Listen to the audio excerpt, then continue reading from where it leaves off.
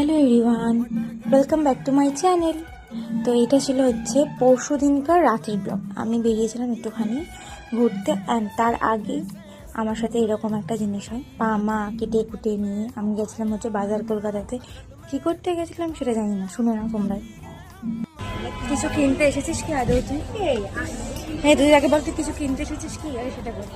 এই শার্টগুলো ভালো লাগছে, এইটা ভালো লাগে গরমের কালে পরার জন্য। তুই আমাকে বল যে এই যে শপিং মলে তো এগুলো নিয়ে গেলি আমার। ওখান থেকে ওইটুকুনি তোর এমন কিছু হাঁটা না না, আমার পায়ে এরকম জখম হয়েছে। নিশ্চয়ই এতক্ষণে বুঝে গেছো আমি কেন গেছিলাম।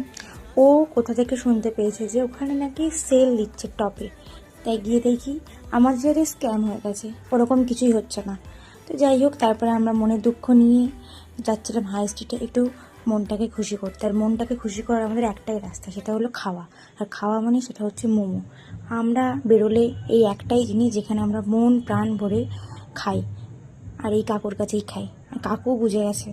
আর তারপরে মন প্রাণ শান্ত করে রকেটের মতো টোটো করে আমরা হাওয়া খেতে খেতে চুল উড়াতে উড়াতে চলে আসি। তো তোমরা রকেটের মতো ভিডিওটাকে লাইক করো, চ্যানেলটাকে সাবস্ক্রাইব করো। টাটা।